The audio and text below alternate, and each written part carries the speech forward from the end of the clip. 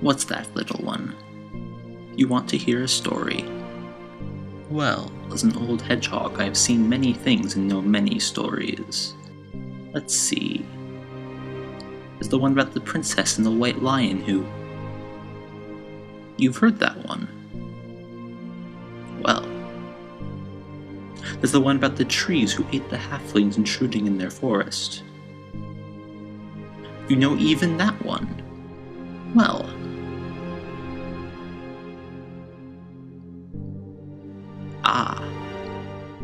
I know a story you haven't heard, little one. There was once a young girl who was born into a boy's body.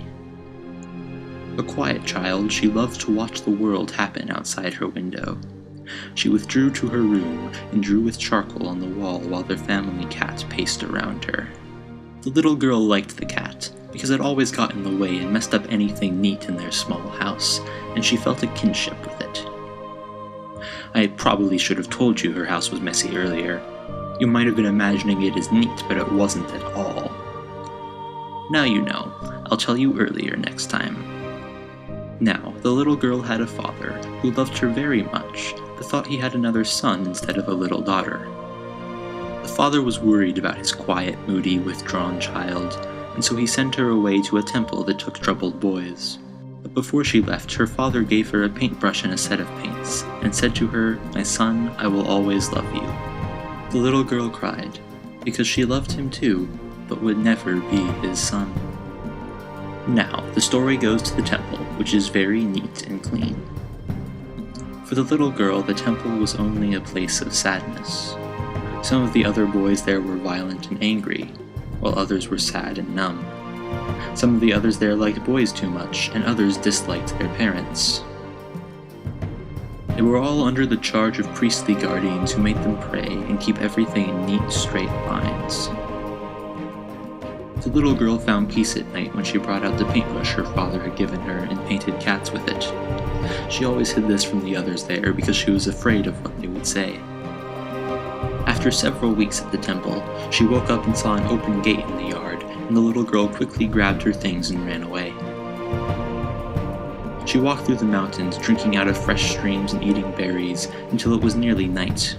She saw another temple on top of a nearby hill, and though she was scared of it, she did not want to sleep alone outside, so she went inside. However, she found it abandoned. If you're wondering why it was abandoned, you'll find out later. Now listen to the story. On the inside, the building was kept perfectly, everything arranged in straight lines. The little girl found she missed her cluttered home, her cat, and her father. She started painting cats all along the neat walls of the temple, covering the walls with cats. Finally, tired, she found an empty cupboard and curled up in it.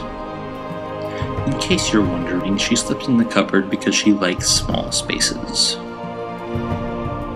Now, it so happened that this temple was haunted by a goblin who was obsessed with making everything as it should be. Each night, the goblin would roam the temple, putting everything there into straight lines. I don't know why the goblin was obsessed with putting everything into straight lines.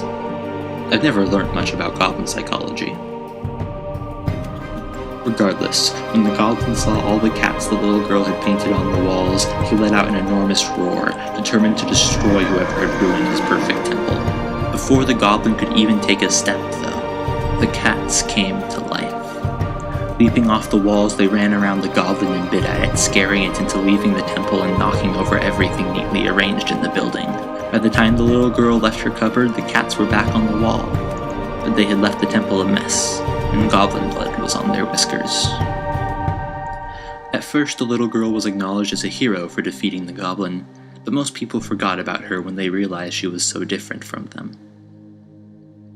But some were not so different from her, and they stayed together in the messy temple and became artists. And every year, the little girl would visit her father, for she loved him just as much as he loved her. He would tell everyone he knew about his son, the famous artist, the boy who drew cats. And she would smile sadly, for she knew he loved her, but he could not see that she was truly his daughter, the girl who drew cats. The end. Now you may be wondering what the moral of this story was. What you should take away from this is that little girls born into boys' bodies can make drawings of cats come to life. That's it. No other message. It's just a fun little story you wanted to hear.